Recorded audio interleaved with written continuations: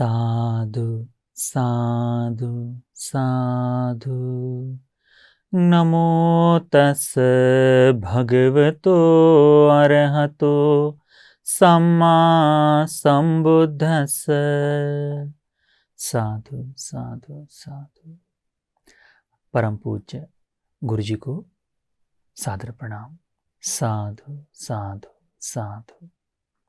श्रद्धावान उपासक उपासिका, प्यारे बच्चों, पिछली बार हमने धम्मपद की पहली गाथा उसे सुना, उसकी कहानी समझने का प्रयास किया।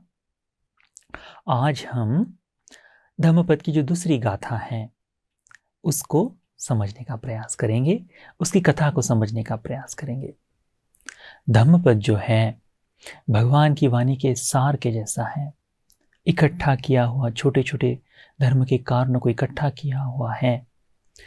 यदि कोई व्यक्ति इन्हें अपने जीवन में धारण कर ले, धर ले, तो उसका बड़ा कल्याण होगा। भगवान बुद्ध ने यह जो कथाएं बताई है, इसके साथ धम्मपद की कथाओं गाथाओं का जो विस्तार किया है, वह कोई काल्पनिक कथाएं नहीं है, अपितु वास्तव में घटित, सत्य में घटित जो बातें हुई है उसी को भगवान ने बताया है। धम्मपद की इन गाथाओं को समझते हुए हम में प्रज्ञा जागती है। धम्मपद की कथाओं को सुनते हुए हमें वीर्य जागता है, प्रयत्न जागता है, प्रयास जागता है। और इन्हें समझते हुए भगवान के लिए हमारे मन में श्रद्धा जागती है कि मैं जिन भगवान के शरण गया हूं, वे भगवान कितना देख सकते हैं, धर्म को कितना समझ सकते हैं, छोटी छोटी बातों से भी धर्म का कितना विस्तार कर सकते हैं, करके हमें दिखाई देता है। तो हम आज धम्मपद की दूसरी गाथा उस पर देखेंगे। इस धम्मपद की दूसरी गाथा की जो कथा वस्तु है वह मट्ठ कुंडली नाम से है। भगवान बुद्ध ने ये जो गाथा बताई है, कहाँ है? मनोपुबंगमा धम्मा मनोसेट्ठा मनोमया मनसाचे पसन्नेन भासति वा करोति वा ततो नं सुखमन्वेति छायाव अनपायिनी। कि मन जो है वह कुशल और अकुशल कर्म में प्रधान है। मन ही श्रेष्ठ है। यह सारी चीजें अपने जीवन में जो बनता है वह सारा मन से निर्मित है। मनोमया, हर चीज मन से निर्मित है। तो इस मन का प्रयोग करते हुए, इस मन को प्रसन्न कर कर या फिर प्रसन्न चित्त से जो भी व्यक्ति कार्य करे, प्रसन्न मन से कार्य करे, कुशल कर्म करे, तो उस कुशल कर्म का जो फल है भगवान कहते हैं कि सुख प्रदान करता है। और वह सुख की उपमा भगवान कहते हैं, वह सुख हमारी छाया की तरह होता है। जैसे चाहे अंधेरा क्यों न हो, हमारी छाया हमारे साथ होती है, दिखती नहीं है परंतु साथ होती है। इस छाया का कोई बोझ हमारे ऊपर नहीं होता। यह हमें बड़ी कठिनाई से झेलनी नहीं पड़ती, अपितु वह सदा हमारे साथ, हमारे पीछे पीछे, हमारे समीप ही चलते रहती हैं। तो यह जो प्रसन्न चित्त से किए हुए मन से कार्य जो किया है, कर्म किया है, उसका फल भी सदा हमारे साथ चलते रहता है। देखते हैं भगवान बुद्ध इस धम्मपद की गाथा का विस्तार किस प्रकार से किए हैं, किस आशय से भगवान ने ये गाथा बताए हैं। ठीक है, देखो, भगवान बुद्ध के समय में श्रावस्ती में जेतवन, जेतवन में जब भगवान बुद्ध निवास कर रहे थे, उस समय श्रावस्ती के नगर में एक अदिन्न पुब्बक नाम का व्यापारी था, एक सेठ था। हमने देखा है कि श्रावस्ती के जो सेठ जी थे, जैसे अनाथ पिंडक है ना, तो भगवान बुद्ध के बड़े सेवा करने वाले, भगवान बुद्ध को बहुत सा दान देने वाले, संपूर्ण जेतवन को बनाकर देने वाले, है ना, भगवान बुद्ध की सेवा करने वाले, महासंघ की सेवा करने वाले थे। वह बड़े दानी थे। कौन? अनाथ पिंडक। परंतु यह जो अदिन्नपुब्बक है संपूर्ण इसके विपरीत था। यह जो अदिन्नपुब्बक सेठ है वो बहुत ही कंजूस किस्म का आदि था। 5 पैसे कहीं खर्च करना नहीं चाहता था। बड़ा ही कंजूस कि बीमार भी हो जाए तब भी 5 पैसे खर्च न करूं। तो ऐसा जो अदिन्नपुब्बक जो व्यापारी है उसे पुत्र की प्राप्ति हुई। तो यह जो बेटा है, तो भारत में एक परंपरा थी या आज भी है कि जब घर में जन्म लिए तो उनके कानों में कुंडल डाले जाते हैं। कानों में छेद करवाकर उसमें छोटी छोटी ये डाली जाती है, बालियां डाली जाती हैं। तो उस समय अधिकांश समय में होता था, आजकल यह प्रथा नहीं है, परंतु आज भी हम कई जगह पर देख सकते हैं कि ऐसे लोग हैं जिनके कान बचपन में छेदे गए हुए हो। ठीक है, तो उस समय में यह सोचता है अदिन्नपुब्बक कि यदि मैं दुकान से यह लेकर आऊं तो मुझे सोना तो देना ही पड़ेगा, साथ साथ में मुझे उसकी जो बालियां हैं, जो कुंडल है, उसको बनाने के लिए उसकी मजूरी भी देनी पड़ेगी। तो वो मजूरी को छोड़ दो। उसने क्या किया, अपने घर में जो सोने के छोटे छोटे टुकड़े थे उनको हथौड़ी से ठोक कर खुद ही एक कुंडल के जैसा बना दिया और यह कुंडल जो है अपने बेटे के इसमें पहना दी, कान में पहना दी। अब देखो, वो देखने में बड़े भद्दे लगते थे। अब सुनार बनाए तो बड़े सुंदरता से बनेंगे, है ना, दुकान से खरीदे तो बड़े अच्छे से मिलेंगे, परंतु इसने स्वयं अपने हाथों से बना दिया तो इनका आड़ा टेढ़ा आकार था, जिस कारण इसे, इस बालक को नाम पड़ा मट्ठ कुंडली। क्या नाम पड़ा? मट्ठ कुंडली। क्यों? क्योंकि उसकी जो कान की बालियां थी वह पूरी मट्ठ थी, बगैर किसी आकार के थी, देखने में बड़ी भद्दी थी। यह कंजूस आदमी अपने पुत्र के लिए ऐसी बालियां बनाकर उसको पहनाया। समय के साथ अपने परिवार में रहते समय ना तो बराबर खाने को देता, ना उनको बराबर कपड़े पहनने को देता। किसी भी तरह का जो सुख है घर में देना चाहिए इस सेठ ने, हम देखते हैं कि सेठ लोग या फिर धनवान लोग बड़ा सुखमय जीवन जीते हैं, है ना। हमें कभी कभी ईर्ष्या भी हो सकती है, परंतु ईर्ष्या करना ठीक नहीं। यह जो, परंतु आज भी लोक में ऐसे कंजूस लोग भी हम देखते हैं। हम कहते हैं ना कभी कभी, बड़ा ही कंजूस आदमी है, 5 पैसे खर्च नहीं करना चाहता। तो यह जो व्यक्ति है दूसरों को तो देना छोड़ो, अपने परिवार को भी नहीं देता था। यह अदिन्नपुब्बक ना तो अपने पत्नी को बराबर से कपड़े देता था, ना अपने बेटे को बराबर से कपड़े देता था, न खाने पीने की उसके घर में कोई बराबर व्यवस्था कराता था। सारा धन जो है तिजोरी में जमा कर कर रखता था। ऐसा, और धन को देखते देखते कि भाई मैंने धन को इकट्ठा कर लिया है करके संतुष्ट भी हो जाता था। तो यह जो मट्ठ कुंडली है समय के साथ धीरे धीरे बड़ा होते होते इसे पांडु रोग हो गया। तो जब इस बेटे को अपने अदिन्नपुब्बक ने देखा कि मेरे बेटे को पांडु रोग हो गया है, तो क्या करना है, मैं जाकर यदि इसे डॉक्टर को दिखाओ, किसी वैद्य को दिखाओ, तो वह वैद्य इसको देखने के पैसे लेगा, फिर इसकी दवाई के पैसे लेगा, और उसके बाद में बार बार आने को कहेगा और उसमें बहुत सारा धन खर्च होगा।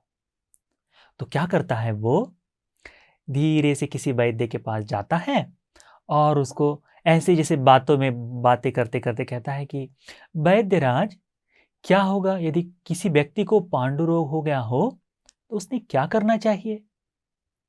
तो पूछ लेता है। अब जैसे हम कई बार पूछते हैं कि भाई हाँ, इसमें ऐसा यदि कुछ हो जाए, मुझे सर्दी जुकाम हो जाए तो मैंने क्या करना चाहिए करके पूछते हैं हम, वैसे ही ये भी पूछ लेता है।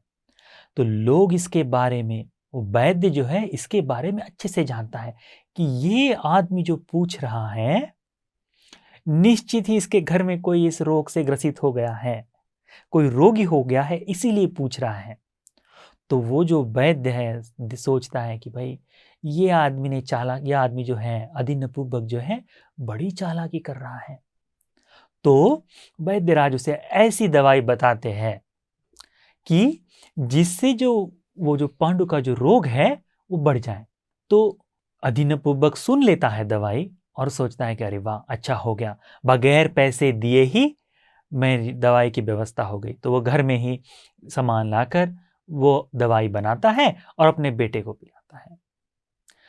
जो वैद्यराज ने दिया है वो किस लिए था? कि रोग बढ़ जाए। तो ये जो मट्ट कुंडली का जो रोग है बढ़ जाता है। उसे पेट में बड़ा दर्द होता है। पहले ही खाने को नहीं देता था पिता, जिसके कारण पांडु रोग हो गया। अब दवाई भी ऐसी दी कि जिसके कारण रोग और बढ़ गया। तो पुत्र जो है, यह जो मट्ट कुंडली जो है, मरने की अवस्था तक पहुंच जाता है कि भाई कुछ दिनों में उसकी मृत्यु हो जाएगी रोग से ग्रसित।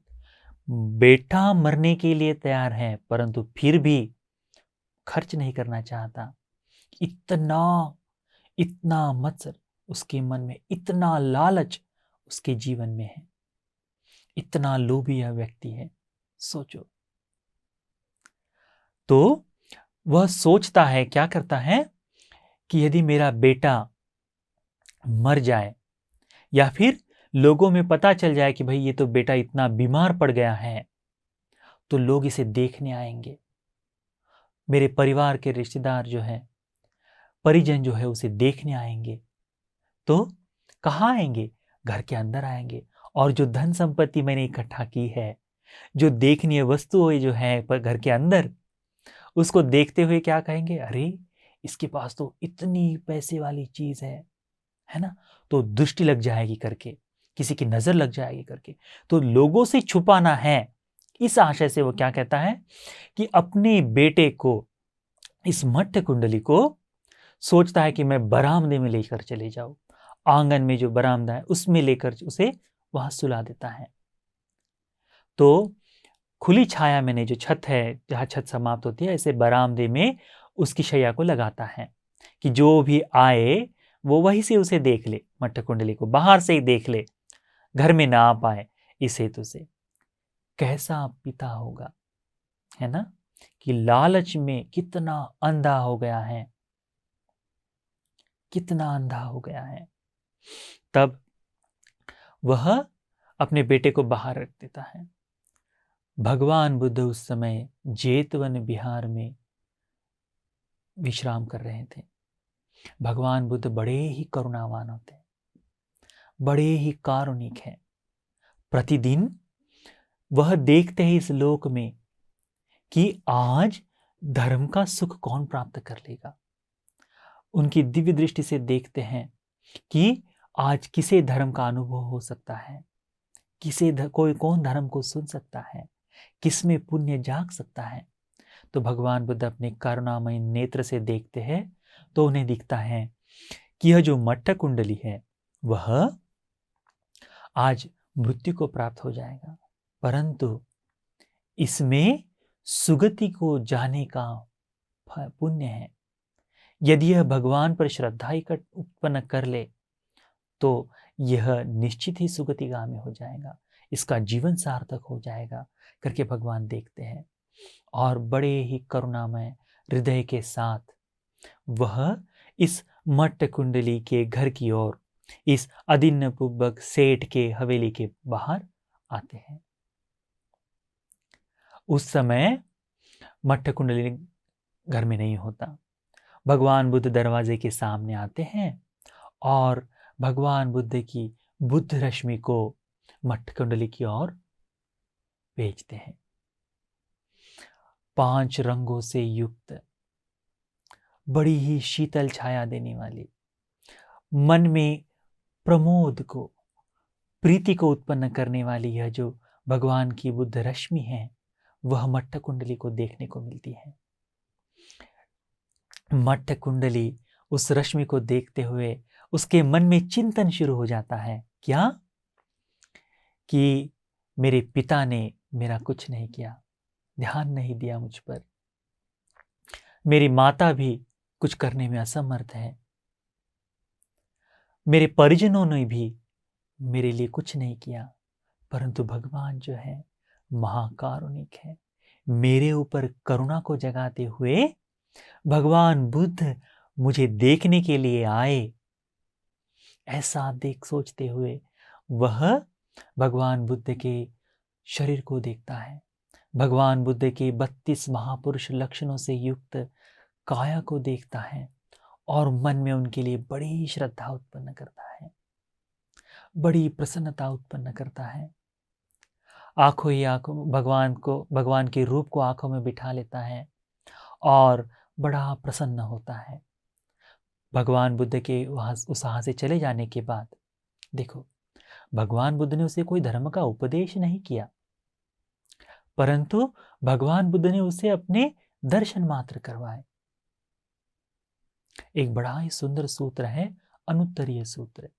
उसमें भगवान कहते हैं कि दर्शनानुत्तरीय, देखने से जो सुगति को प्राप्त कर ले, देखने से जो अनुत्तर धर्म को प्राप्त कर ले, ऐसा दर्शन वह घटित हुआ है कि देख लिया मात्र, भगवान के दर्शन हो गए।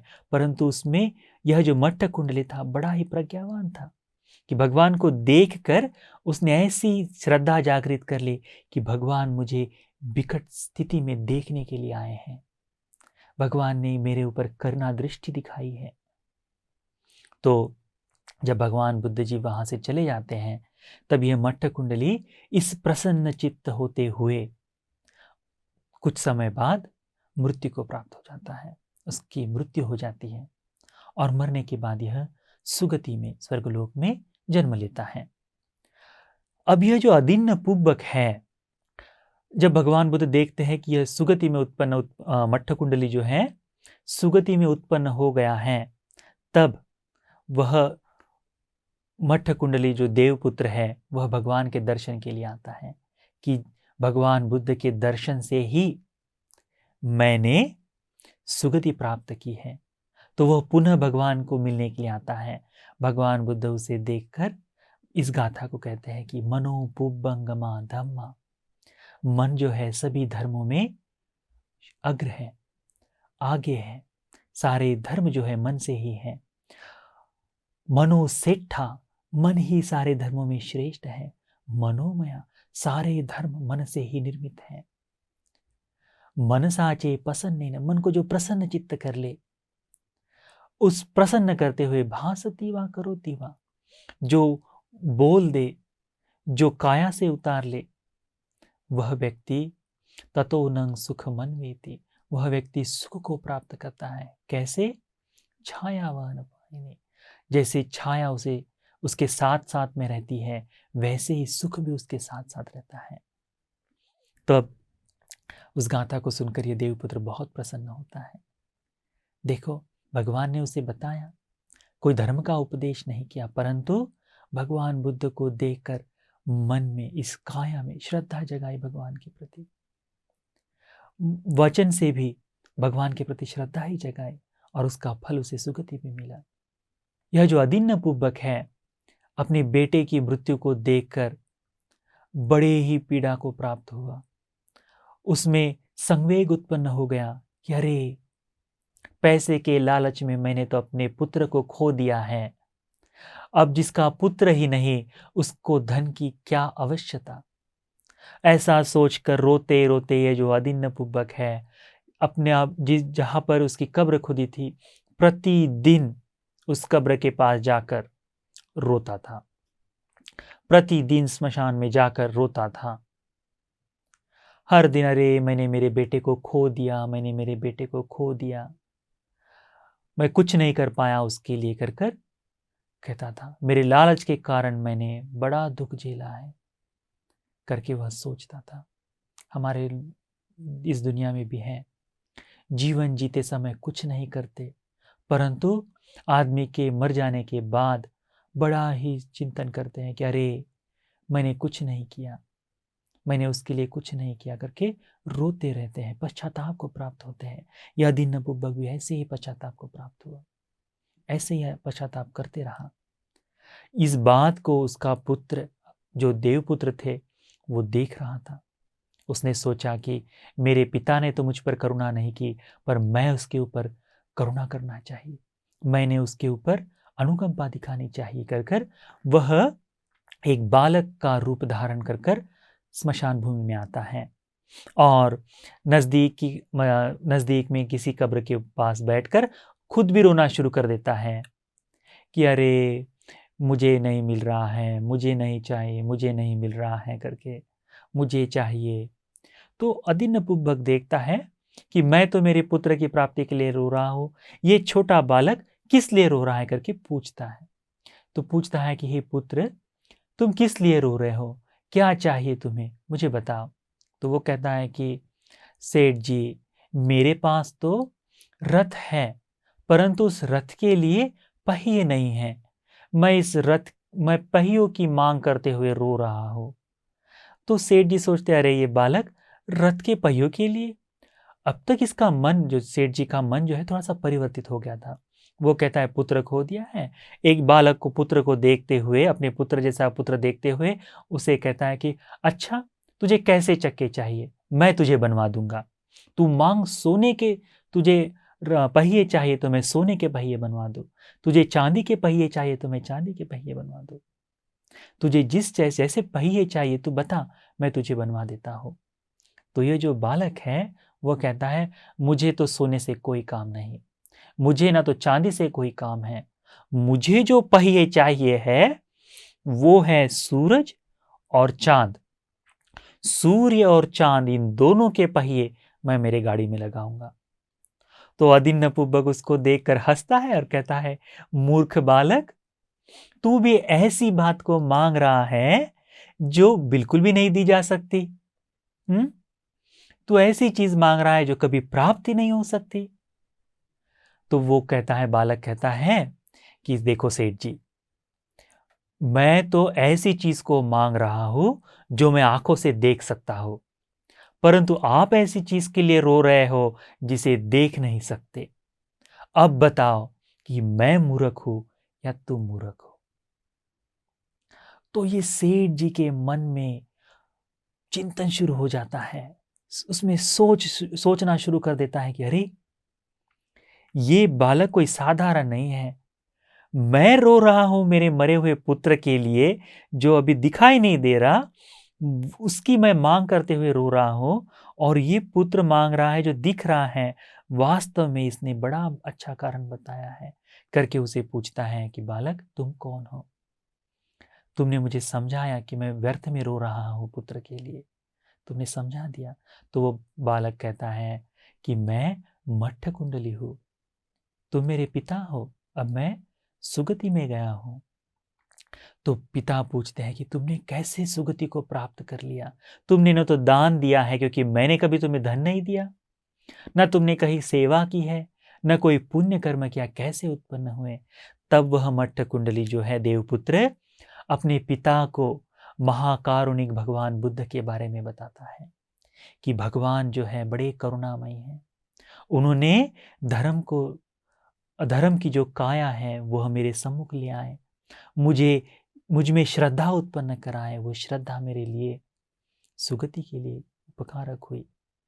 पिता, तुम भी आज से भगवान की शरण में जाओ, धर्म को सुनो, तुम्हारा जो संताप है, तुम्हारा जो रोना है, वो समाप्त हो जाएगा भगवान के चरणों में, तुम अच्छा कर्म कर पाओगे। तब वह अपने पुत्र की बात सुनते हुए, इस देवपुत्र की बात सुनते हुए मट्ठ कुंडली के जो पिता है आदिन्नपुब्बक, वह भगवान जहाँ निवास करते थे जेतवन में, वहाँ जाता है और भगवान के चरणों में गिर जाता है कि भगवान, आपने बड़ी करुणा दिखाई मेरे पुत्र के प्रति, जैसी करुणा भगवान ने उसके प्रति दिखाई, भगवान मेरे पर भी अनुग्रह करे, मेरे पर भी करुणा करे। मैं भगवान की शरण जाता हूँ, धर्म की शरण जाता हूँ, संघ की शरण जाता हूँ।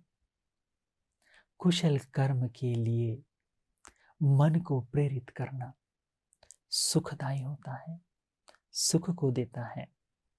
उस दिन से वह आदिन्नपुब्बक भगवान की सेवा करते हुए उनका उपासक बना, उनका दान देने वाला दानदाता बना, संघ की सेवा करने लगा, बड़ा सा पुण्य अपने जीवन में अर्जित किया। यह सारा पुण्य उसने अर्जित किया अपने मन में कुशल को, इकट्ठा करते हुए, मन को प्रसन्न करते हुए, मन को अच्छी ओर झुकाते हुए वह सुख को प्राप्त हुआ। देखो कितनी सुंदर गाथा है कि मन को प्रसन्न कर ले, प्रसन्न मन से अच्छा कर्म करे, काया से वाणी से, तो वह सुख को प्राप्त होता है। इस गाथा को याद कर लो, इसके अर्थ को भी याद कर लो, और जब जब मन में अकुशल जागे तब सोचो कि मैंने प्रसन्न चित्त होकर कार्य करना है तो मैं सुख को प्राप्त होगा। जिस प्रकार मठ्ठ कुंडली ने सुख को पाया, हम भी हमारे जीवन में पा सकते हैं, कुशल कर्म करते हुए, अच्छे से मन में धर्म का स्मरण करते हुए। तो यह जो कथा है, यह जो गाथा है, यह दोनों आप सभी को मन में श्रद्धा जगाते हुए, भगवान के ऊपर श्रद्धा जगाते हुए धर्म की अनुभूति के लिए उपकारक हो। साधु साधु साधु। नमो बुद्धाय।